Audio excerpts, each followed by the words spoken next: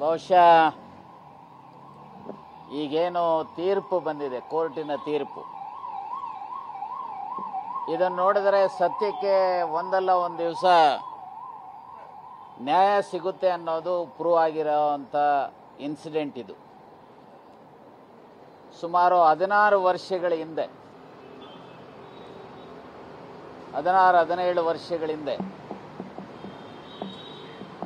16th November 2008 ಪ್ರಪ್ರಥಮವಾಗಿ ರಾಜ್ಯದಲ್ಲಿ ನಾನು ಆಗ ವಿರೋಧ ಪಕ್ಷದ ನಾಯಕನಾಗಿ ಕಾಂಗ್ರೆಸ್ಸಿನ ಸತ್ಯಶೋಧನಾ ಸಮಿತಿಯ ಅಧ್ಯಕ್ಷನಾಗಿ ನಾನು, ರಾಯರೆಡ್ಡಿ, ಬಯ್ಯಾಪುರ್, ವಿ ಮುನಿಯಪ್ಪ, ಶಿವಮೂರ್ತಿ ನಾಯ್ಕ್ ನಾವು ವರದಿ ಕೊಟ್ಟಂಥ ಸಮಯದಲ್ಲಿ ಅಲ್ಲಿ ಏನು ಆಂಧ್ರದ ಓಬಳಾಪುರಂ ಏರಿಯಾದಲ್ಲಿ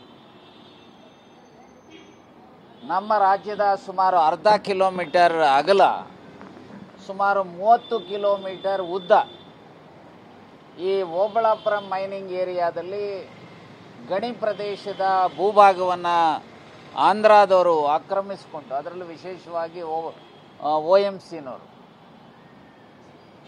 ಸುಮಾರು 1 ಲಕ್ಷ ಕೋಟಿಗೂ ಹೆಚ್ಚು ಬೆಲೆ ಬಾಳುವಂಥ ಐರನ್ ಓರನ್ನು ಅಲ್ಲಿ ಥೆಫ್ಟ್ ಮಾಡಿದ್ರು. ಸೊ ಅದರ ವಿರುದ್ಧ ಕ್ರಮ ಜರುಗಿಸಬೇಕು ಅಂಥೇಳಿ ನಾವೇನು ಹೋರಾಟ ಮಾಡಿದ್ವಿ. ಸೊ ಅದಕ್ಕೆ ಇವತ್ತು ಜಯ ಸಿಕ್ಕಿದೆ. ಈ ಸಂದರ್ಭದಲ್ಲಿ ನಾನು ಇಷ್ಟೇ ಹೇಳ್ತೇನೆ, ನ್ಯಾಯಾಲಯದ ತೀರ್ಪನ್ನು ಅತ್ಯಂತ ಮುಕ್ತ ಕಂಠದಿಂದ ಸ್ವಾಗತ ಮಾಡ್ತೇನೆ.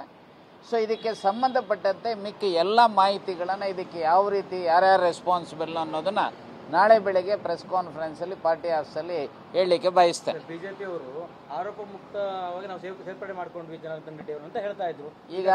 ಈಗ ನಾನು ಇಷ್ಟೇ ಹೇಳ್ತೇನೆ, ಇದರಲ್ಲಿ ಭಾರತೀಯ ಜನತಾ ಪಾರ್ಟಿಯವರ ರೋಲ್ ಏನಿತ್ತು, ಜನಾರ್ದನ್ ರೆಡ್ಡಿ ಅವರ ರೋಲ್ ಏನಿತ್ತು, ಬಳ್ಳಾರಿ ಹೇಗೆ ರಿಪಬ್ಲಿಕ್ ಆಫ್ ಬಳ್ಳಾರಿ ಯಾವ ರೀತಿ ಆಗಿತ್ತು ಅನ್ನೋ ಎಲ್ಲ ಡೀಟೇಲ್ಸನ್ನು ನಾಳೆ ಬೆಳಗ್ಗೆ ಹೇಳ್ತೇನೆ. Thank you.